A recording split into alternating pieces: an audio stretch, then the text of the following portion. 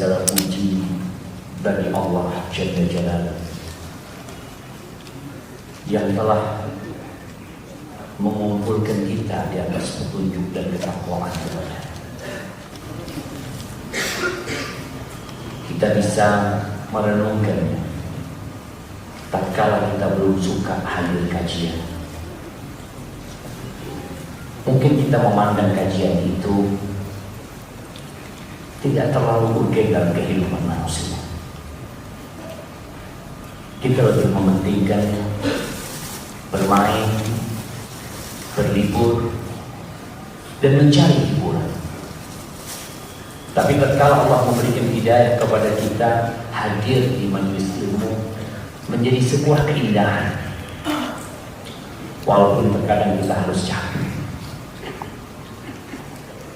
terkadang sebagian kita harus kecewa karena sampai di masjid tahu-tahu pintunya ditutup. Gimana sakit hatinya jemaah? Udah jauh-jauh datang tahu-tahu sampai nggak boleh masuk.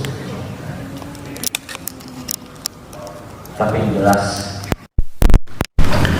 boleh jadi ada orang-orang yang tidak hadir bersama kita, tapi ternyata dia mendapatkan pahala kehadiran kita karena niat dan keinginan.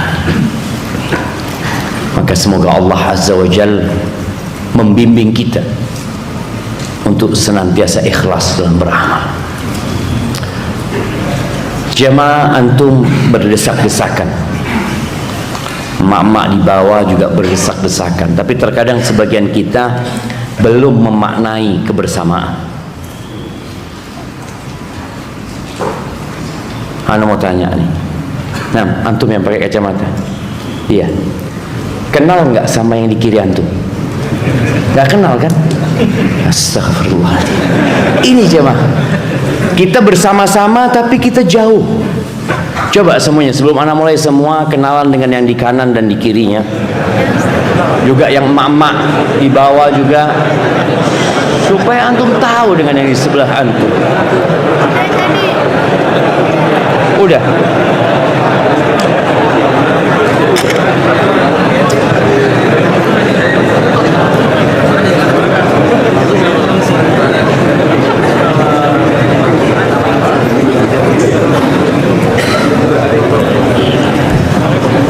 Udah. Jangan hanya kalau kajian ana antum kenal. Yang menyebabkan dakwah ini nggak berkembang karena kita merasa sudah baik, seakan-akan kita tidak membutuhkan pertolongan saudara kita. Yang menyebabkan dakwah ini tidak sampai kepada tetangga kita karena kita sesama saudara di masjid pun nggak mau kenal. Antum dari tadi sebelum ustadz datang udah duduk, tapi apa nggak ada keinginan antum untuk mengucapkan salam, assalamualaikum, kaif halak, antum dari mana? Nggak ada. Keinginan itu pun sebagian nggak punya gitu. Apa penyebabnya? Engkau tanyakan. Boleh jadi ada perasaan aku sudah baik, perasaan yang lainnya di bawahku. Ahibati fillah, boleh jadi yang di kanan antum dia masuk surga lebih dulu daripada antum, dan yang di kiri antum. Boleh jadi ada orang yang mungkin sedang ngatur parkir, yang dia harus menertibkan jalan, ternyata dia ada di surga dan antum sedang sibuk dihisab. Maka hendaklah kita berbaik sangka sama orang dan terus menjalin hubungan baik dengan saudara-saudara kita. Allahumma salli wa sallim ala abdika wa rasulika Sayyidina wa maulana Muhammadin wa ala alihi wa ashabihi ajma'in, amma ba'd. Ya Allah, semoga salawat dan salam, berkah dan nikmat senantiasa Engkau curahkan untuk hamba kekasih-Mu, untuk baginda Nabi kita Muhammad alaihi salatu wassalam, untuk keluarga beliau, untuk istri-istri beliau, untuk putra-putri beliau, dan untuk seluruh sahabat Nabi Semoga Allah meridhai kita bersama mereka. Amma ba'd.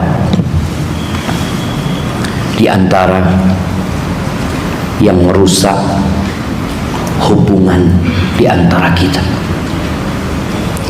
baik itu hubungan persahabatan, pertemanan, persaudaraan, kekerabatan, kerjaan, dan hubungan antara suami istri adalah berburu kesalahan. Ada di antara kita, dan mungkin kita termasuk di dalamnya, yang suka mencari kesalahan orang lain, sibuk dengan kekurangan orang lain, bahkan dia mencari tahu, bahkan boleh jadi dia searching di tempat-tempat untuk tahu fulan ini bagaimana sih. Ahibati fillah, orang yang seperti itu akan hidup menderita. Dia menderita. Di dalam sebuah athar ini diriwayatkan marfu kepada Rasul SAW, dan diriwayatkan marfu mauquf kepada beberapa sahabat.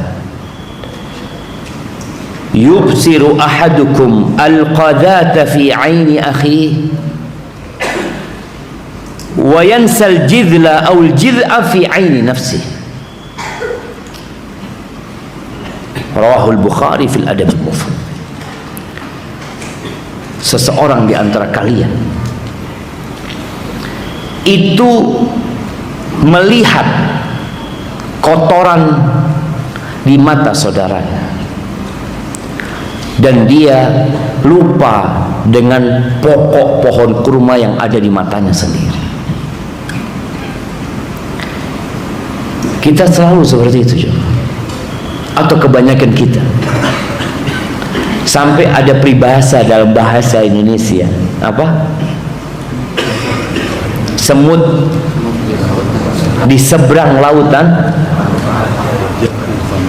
tampak, gajah di depan mata tak kelihatan. Ahibati fillah, Rasulullah sallallahu alaihi wasallam beliau mengatakan, innama bu'ithu liutammima makarimal akhlaq. Sesungguhnya aku diutus untuk menyempurnakan akhlak-akhlak yang mulia. Itu Nabi kita alaihi salatu wassalam. Dan cara pertama memperbaiki diri kita untuk meraih karakter yang baik dan mulia, itu memperbaiki tauhid. Makanya kalau kita lihat dakwah para nabi semuanya dimulai dengan tauhid, karena memang seorang yang bertauhid kepada Allah Azza wa Jal, yang imannya sempurna, akhlaknya mulia. Terkadang sebagian orang berpikir ini pembahasan bukan tentang tauhid, ini pembahasan tentang iman dan tauhid.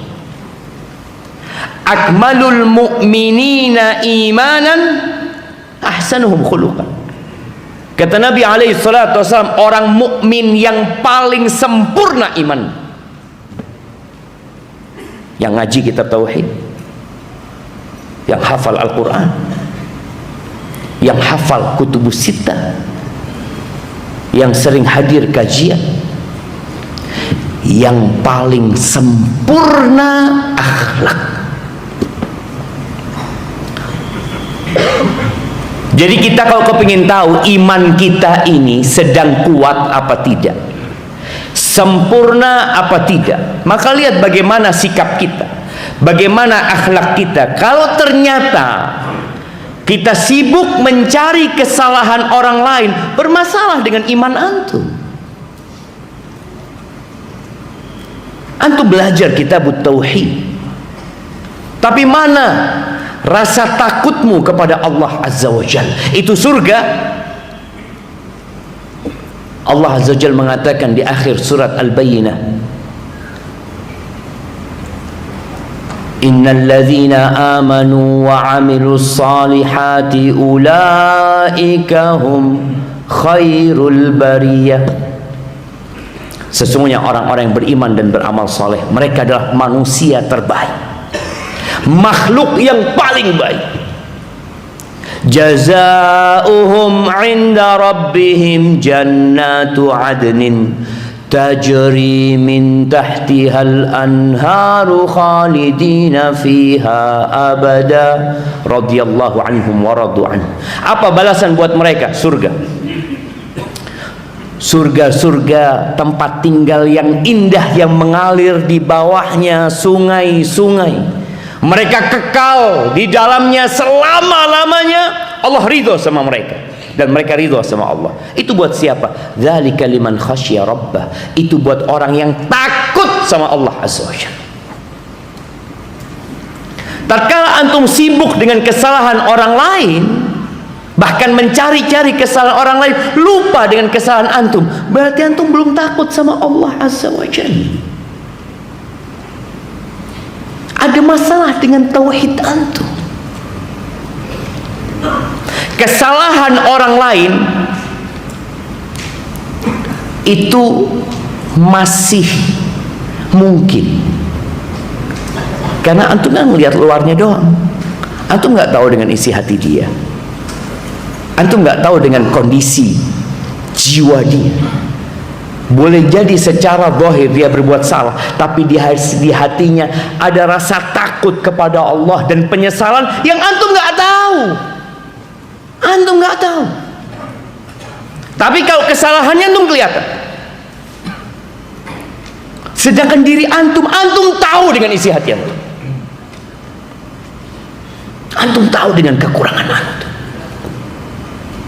Oleh karena itu Rasulullah sallallahu alaihi wasallam di dalam hadis yang diriwayatkan Imam Tirmidzi dari Abdullah bin Umar bin Khattab radhiyallahu anhu, ya ma'syar man amana bilisanihi wa lam yadkhulil imanu qalbah. Wahai orang-orang yang beriman dengan lisannya. Ya, dia beriman dengan lisan, tapi iman itu belum masuk ke dalam hatinya. Ternyata ada orang yang secara lahiriah, secara penampilan, muslim. Kita dengarkan dua kalimat syahadat yang dia ucapkan, tapi ternyata iman itu belum masuk ke dalam hati. La tu'zul muslimin wa la tu'ayyiruhum. Kata Nabi SAW, kalian jangan menyakiti orang-orang Islam, jangan mencela mereka, jangan. Wa la tattabi'u auratihim, jangan diburu, jangan dicari-cari, jangan dimata-matai kekurangan-kekurangan mereka. Cuma kita ini punya banyak kesalahan. Itu yang namanya manusia. Kullu bani Adam khata'. Ada stempel ketika kita lahir ke muka bumi ini. Stempel itu mengatakan engkau pelaku dosa. Setiap yang lahir. Kullu bani Adam khata'. Wa khairul khatta'in at-tawwabun. Sebaik-baiknya orang yang berbuat salah adalah yang bertobat. Tapi banyak di antara kita melihat kepada kekurangan, lupa dengan taubat dia. Dan itu terjadi di masa sahabat Nabi radhiyallahu anhu. Bagaimana kisah seorang wanita yang dirajam gara-gara berzina. Iya, betul dia berzina. Dia mengakui perzinaannya, dia hamil dari hasil zina, dan anak itu lahir sebagai anak zina yang dinisbatkan kepada ibunya yang pezina. Betul. Ketika dirajam sampai mati, Nabi SAW hendak mensolati perempuan itu. Apa kata salah seorang sahabat? atusalli 'alaiha wa qad zana. Gimana engkau hendak mensolatin dia sedangkan dia sudah berzina? Bayang ya, bagaimana besarnya perbuatan zina, menjijikkannya perbuatan zina. Bahkan perempuan ini dirajam sampai mati karena zina. Sahabat ini mengatakan, atusalli 'alaiha wa qad zana. Gimana ya Rasulullah, engkau mensolatin dia udah berzina? Apa kata Nabi sallallahu alaihi wasallam? Mengajak sahabat ini untuk memandang dari sudut yang lainnya. Laqad tabat taubatan law qusimat ala sab'ina min ahli al-Madinah lawasi'atum. Perempuan ini sudah bertobat. Kalau tobatnya dibagikan kepada 70 penduduk Madinah, cukup mengampuni dosa mereka. Kita lihat jemaah, ada orang memang pelaku kejahatan, kita tahu dia melakukan dosa besar, tapi boleh jadi dia sudah diampuni sama Allah, sedangkan engkau belum. Maka Nabi SAW menyuruh kita jangan dicari-cari kesalahan orang. Wallah jemaah, ana punya 1000 kesalahan, ana punya puluhan ribu mungkin dosa-dosaan yang antum nggak tahu, tapi anak punya. Istri anak sebagiannya tahu dengan kesalahan anak. Orang tua anak, ya, dia hidup sama anak, dia tahu kesalahan anak. Kakak beradik anak, ya, mereka juga melihat anak berbuat salah karena anak kumpul sama mereka. Tapi kita manusia, jangan sok suci. Maka Nabi SAW menyebut jangan dicari-cari kesalahan orang-orang Islam. Fa inna man tatabba'a aurata akhi, karena barang siapa yang mencari-cari kekurangan, kesalahan saudaranya, tatabba'allahu auratahu, Allah akan memburu kesalahan. Yang sejatinya semua yang engkau kerjakan direkam. Allah akan buru kesalahan. Wa man tatabba Allah auratahu yafdahu walau fi jawfi rahli. Barang siapa yang diburu sama Allah kesalahannya, maka dia akan dilecehkan walaupun dia di dalam rumah. Dibongkar semua kesalahan. Ini menjadi pelajaran buat kita jemaah, agar kita memperbaiki keimanan kita, agar kita takut kepada Allah Azza wa Jalla. Allah Maha Tahu. Makanya pada hari kiamat tatkala kitab itu dibagikan, mereka mengatakan apa? Mali hadzal kitab la yughadiru saghiratan wala kabiratan illa ahsaha. Kitab apa ini? Semuanya dicatat di sana. Yang besar, yang kecil ada dalam catatan itu jemaah. Sebagian kita sudah lupa dengan kesalahan itu. Mungkin dia juga nggak ingat, tapi Allah tunjukkan. Ya Allah. Maka jangan suka berburu kesalahan orang lain, apalagi kalau kesalahan pasangan hidup kita. Nabi SAW memberikan sebuah pedoman dalam bergaul,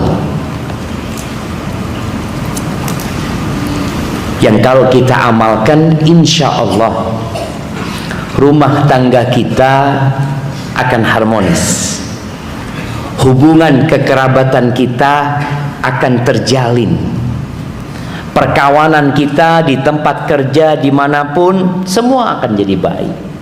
Apa kata Nabi SAW? La yafraq mu'minun mu'mina, la yafraq mu'minun mu'mina. Tidak boleh seorang suami yang beriman itu membenci istrinya yang beriman. Dari mana kebencian itu lahir? Dari kesalahan biasa. Ketidaksukaan lahir karena melihat ada kelakuan yang nggak benar yang dilakukan, sehingga kita nggak suka. Nabi alaihissalatu wasallam mengatakan la yafraq, jangan sampai, nggak boleh. Lalu terus gimana? Dia berbuat salah, ya, in kariha minha khuluqan radhiya minha akhar. Kalau ada perilaku dia yang tidak engkau sukai, bukankah ada yang lain yang engkau sukai? Fokus kepada kelebihan dan lupakan kesalahan.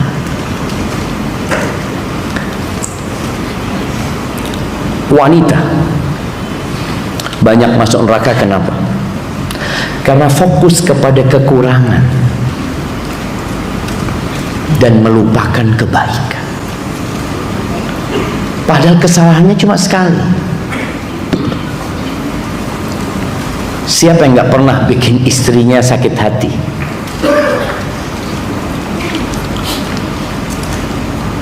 Ingat,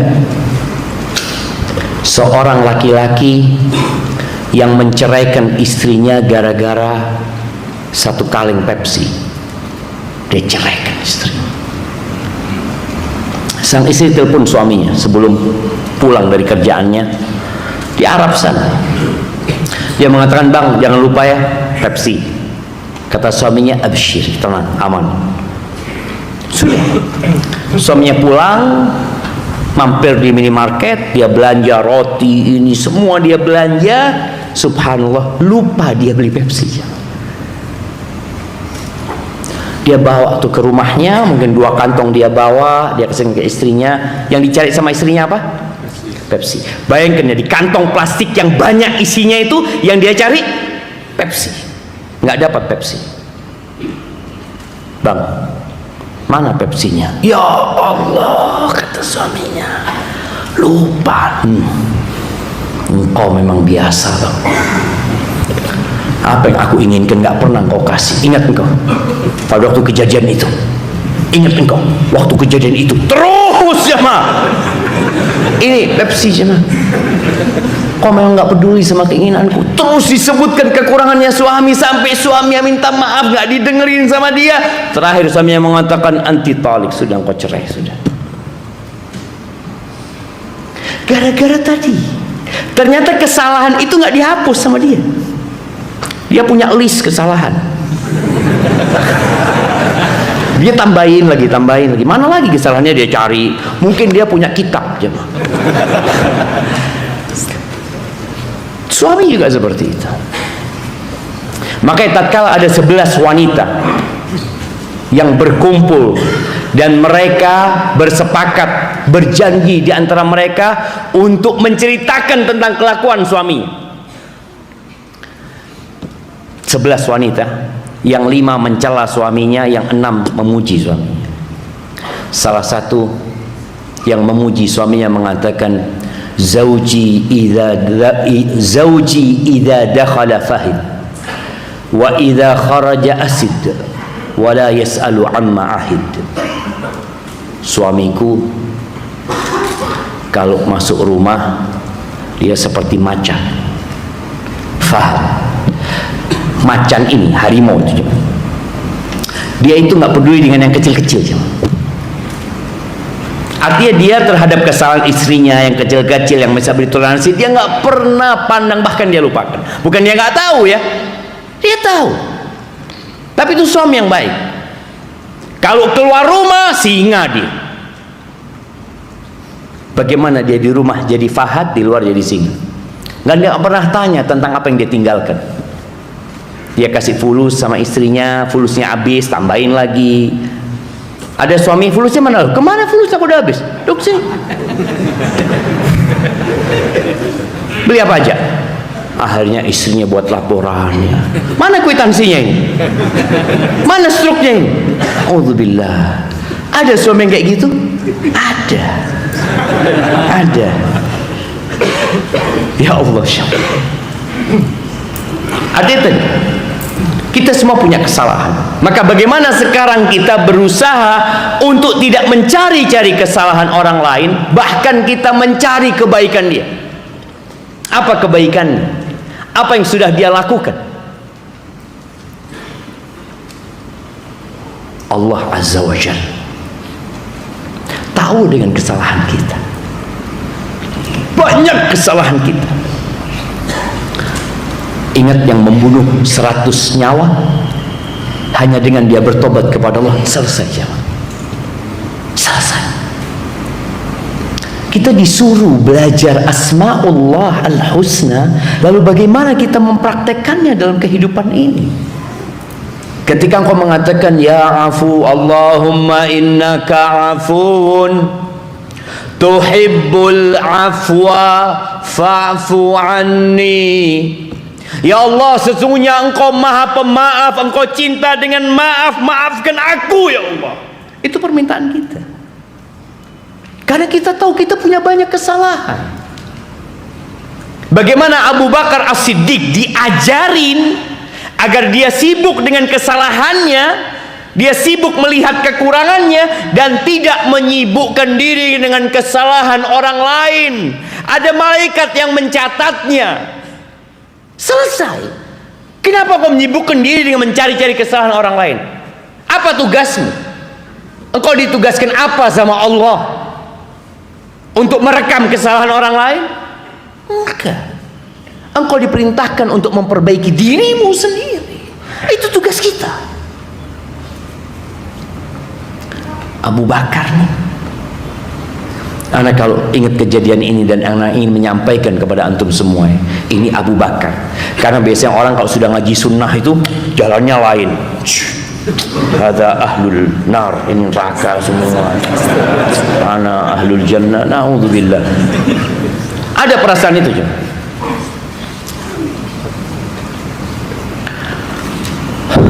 Jamaah, dua rukun ibadah kepada Allah.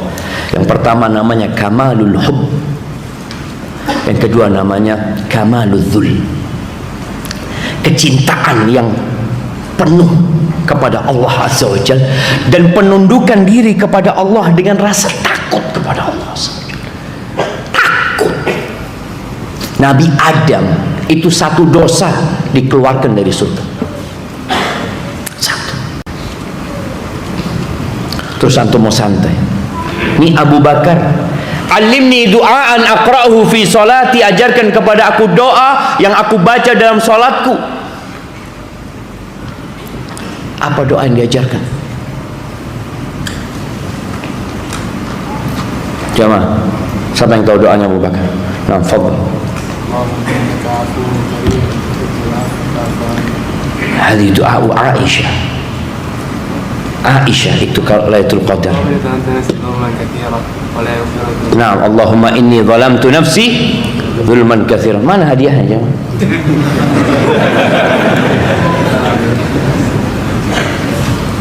Nah, mana panitia? Fulus tidak apa-apa, tidak perlu cari buku. Fulus tidak apa-apa, kasih sini.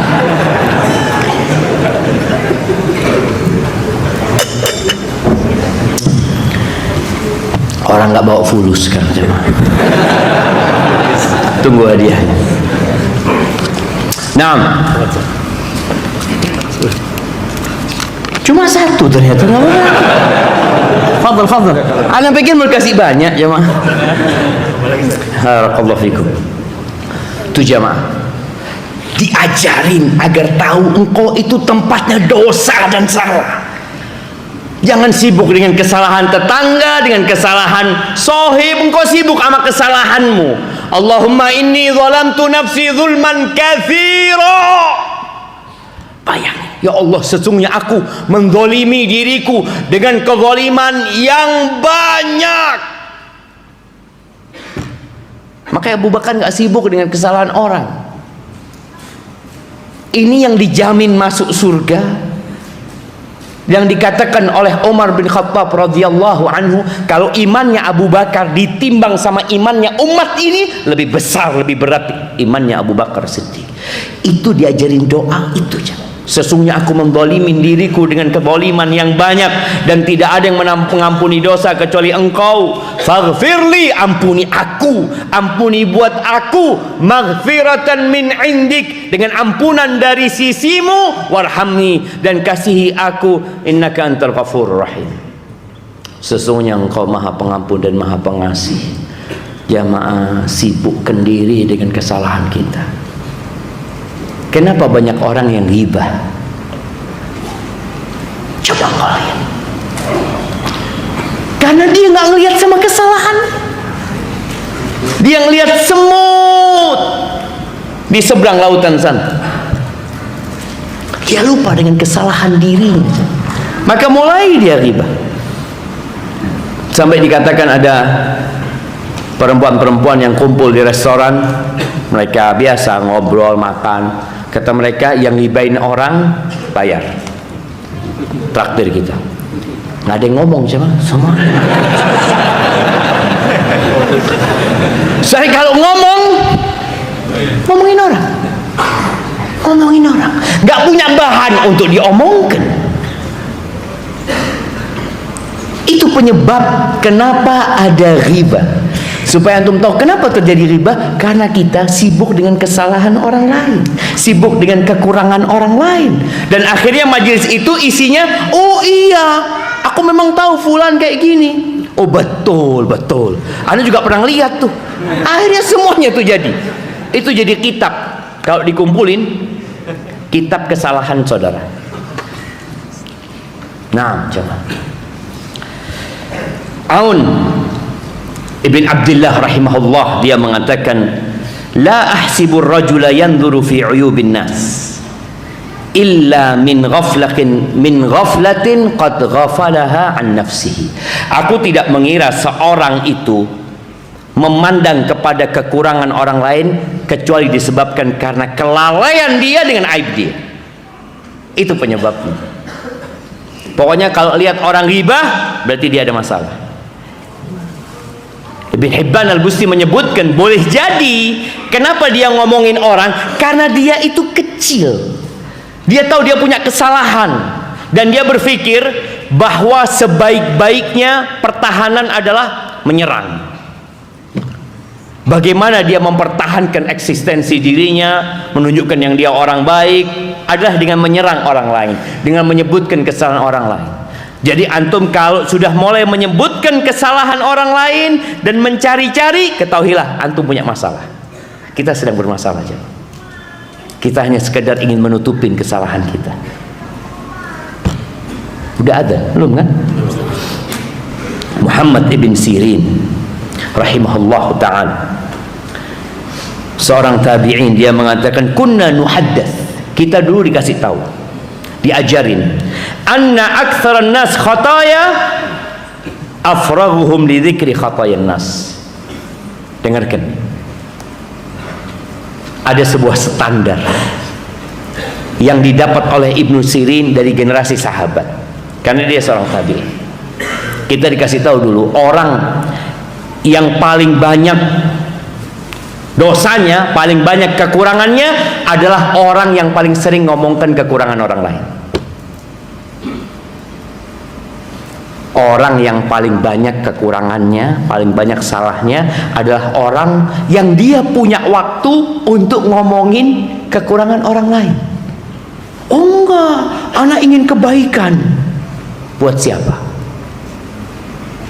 Buat fulan. Yang kau kasih tahu fulan, bukan kau omongkan di majelis ini, bukan kau ceritakan kesalahan dia di tempat ini. Kalau engkau benar ingin kebaikan buat dia, karena kita diperintahkan untuk berdakwah, ya, kita diperintahkan untuk memperbaiki orang lain. Wa tawasau bil haq, na'am. Tapi sebelum engkau memperbaiki orang lain, engkau dulu perbaiki diri. Kata Malik ibn Dinar rahimahullahu ta'ala, kafa bil mar'i ithman, cukup sebagai perbuatan dosa bagi seseorang itu an la yakuna salihan, dia itu bukan orang soleh, thumma yajlis fil majalis, kemudian dia duduk sama kawan-kawannya lalu menceritakan kekurangan orang-orang soleh. Engkau itu udah gak soleh, menceritakan kesalahan orang-orang soleh. Oleh jemaah, kita semua punya kesalahan. Allahu Akbar. Tapi terkadang datang syaitan membisikkan kepada kita untuk menceritakan kesalahan orang lain. Bahkan ada di tempat kerja ya, mungkin ada yang menganggap bahwa sahibnya itu adalah penjilat. Fulan penjilat sama bos, tahu anak. Ada baca di sebuah buku ya, boleh jadi kejadian nyata, boleh jadi ini sebuah permisalan. Ada dua orang yang masuk ke tempat kerja bareng, sahib ini, masuk ke tempat kerja bareng. Anggap satu namanya Joko, yang satu namanya Bambang.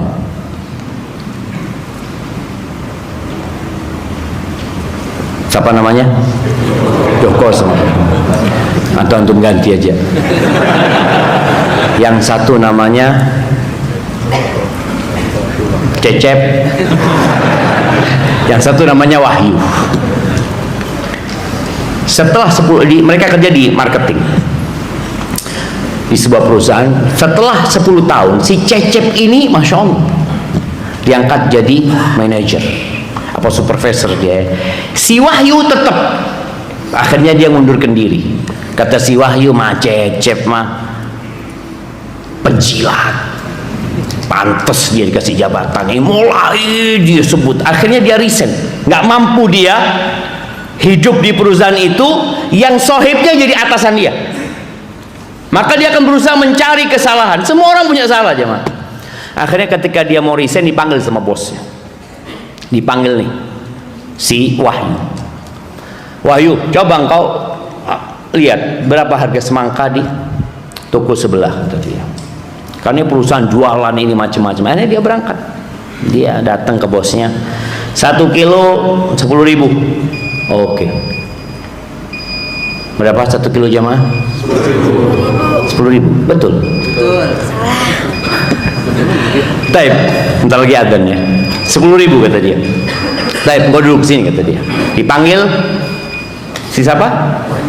Wahyu. Wahyu, engkau coba lihat berapa harga semangka di toko sebelah. Berangkat Wahyu, sama laporan, bos, harga semangka 10.000 1 kilo, tapi kalau beli 100 kilo itu harganya 8.000. Kemudian barang yang ada di toko itu ada 38 kalau nggak salah, di gudang ada jumlahnya 65, dan barang itu datangnya tiap hari Rebu.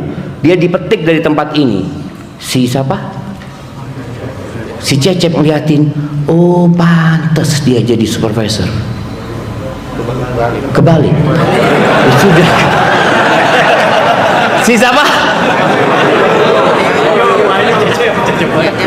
Tapi yang jelas tadi sebagian kita itu melihat saudaranya selalu dari sisi kekurangan. Enggak ana lihat dia sama bos, assalamualaikum, ahlan, oh cari muka main. Padahal dia memang orang baik ya mah. Dan sebagai seorang ayah, jangan antum rusak anak antum sendiri dengan cara selalu menyebutkan kekurangan anak. Saya ceritakan ini, seorang ayah naik mobil sama anaknya. Nak, engkau ingat nak waktu kapan hari itu nak, yang abah suruh engkau cari topinya abah? Kau ngomong nggak ada di laci itu nak, tanya. Oh iya ayah, waktu itu.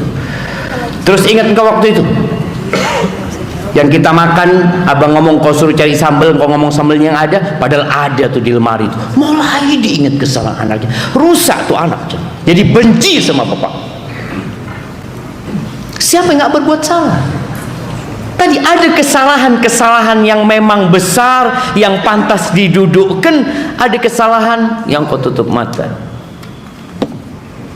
Kenapa? Kita pun melakukan. Kemarin nih, hari apa ya? Hari Kamis pagi. Hari Kamis pagi ada sebuah kejadian. Kejadian anak punya anak itu, ya dari kamar mandi dia anak suruh pakai suruh pakai apa? Handuk ya. Pokoknya jangan keluar dari kamar mandi kecuali udah kering kemudian pakai anduk yang benar. Pakai anduk, bisa jalan dilepas, jangan dipegang. Seperti itu. Jalan dia dengan basah-basah jemaah. Itu ibu anak ketawa-ketawa. Anak ngomong, "Ma, kenapa, Ma?" Sama kayak bapaknya ini dulu. Gitu, Ma, ya. Sama ternyata. Jadi kita tuh kadang-kadang jemaah merasa ini kesalahan yang besar. Enggak, bapaknya sama, kata ibu anak.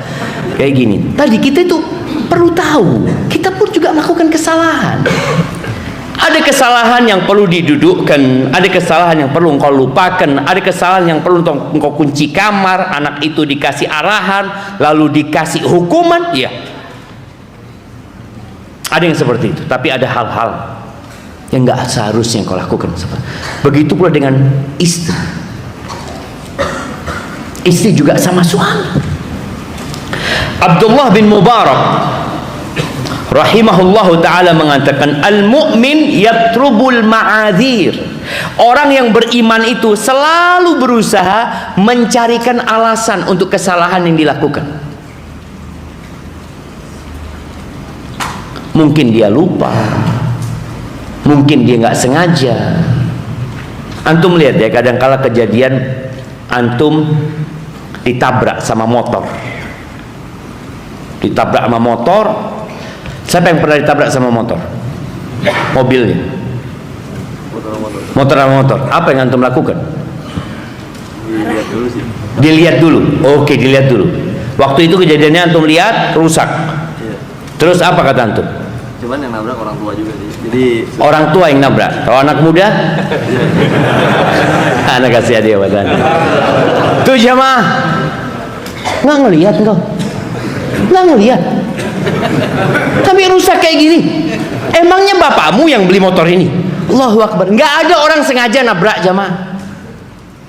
Engkau pikir dia sengaja nabrak? Musibah buat dia nabrak itu. Buat dia itu musibah nabrak. Tapi terkadang kita itu nggak nyari alasan kenapa dia nabrak. Antum katakan, oh Ustaz tua Ustaz. Kalau muda anak banting sudah Ustaz. Itu cuma kita belajar mencarikan alasan kenapa dia nabrak. Mungkin dia ngantuk, mungkin rimnya blong. Insya Allah cuma nggak ada yang sengaja nabrak. Dan subhanallah, hari ini anak telepon sama adik anak, lagi di Pekanbaru, dia ngomong, "Bang, anak nabrak adik perempuan anak, nabrak mobil dari belakang, akhirnya mobil itu nabrak pohon. Akhirnya sudah, subhanallah, yang ditabrak itu mengatakan, ya sudah nanti diperbaiki ini itu." Dia mengatakan sama adiknya, "Jangan takut, anak minta lebih dari biaya yang dikeluarkan untuk memperbaiki." Apa kata dia? "Istri anak juga pernah nabrak."